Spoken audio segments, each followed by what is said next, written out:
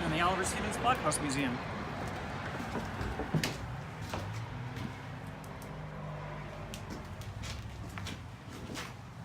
This is a picture of what Fort Brewerton looked like.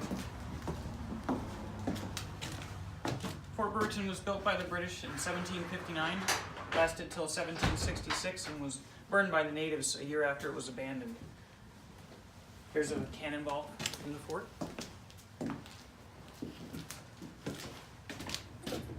Here's a brick from one of their chimneys. And all this stuff can be touched.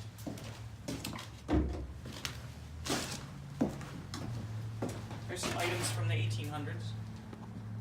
And behind you are some items from the 1900s that you can look at while you're waiting for a tour.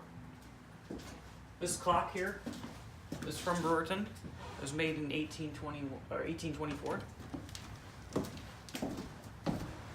In 1789, a settler came here, the first to come here, besides the natives that had settled here before.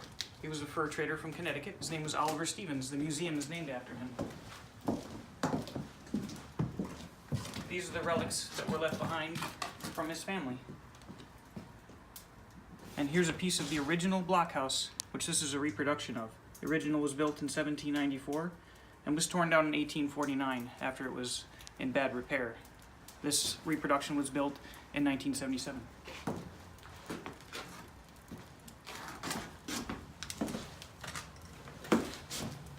This musket here is an example of the Brown Bess musket that they used in the French and Indian War.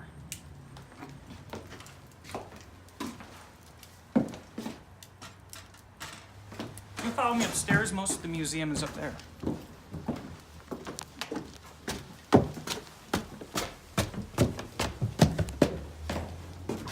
These were the first inhabitants, animals.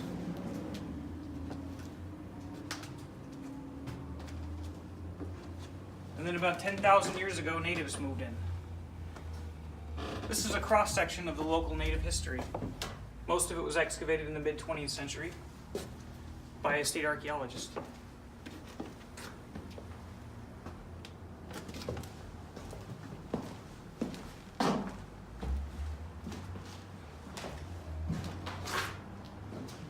In 1615, Samuel de Champlain came to this spot. There's a historical marker by the bridge that you can find. We also have Father Lemoyne on this spot in the mid-1600s. We have maps of Fort Brewerton that you can look at. Trade artifacts, excavated artifacts from the fort here.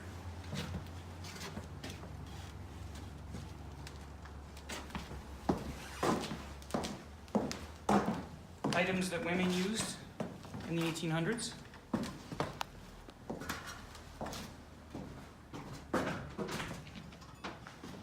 Actual 18th century cutlery that you can hold. We have military artifacts from the War of 1812 and the Civil War.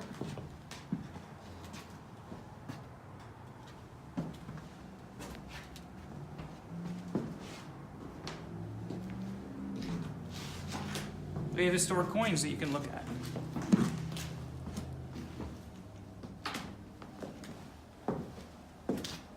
We have relics from a 19th century steamship, the Oswego, that you can use. Old maps.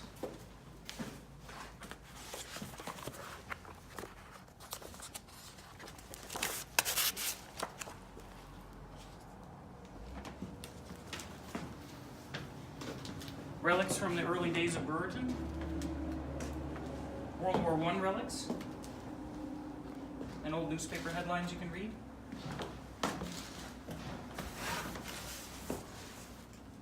Including original newspaper clippings that you can read from the early 1900s from Syracuse.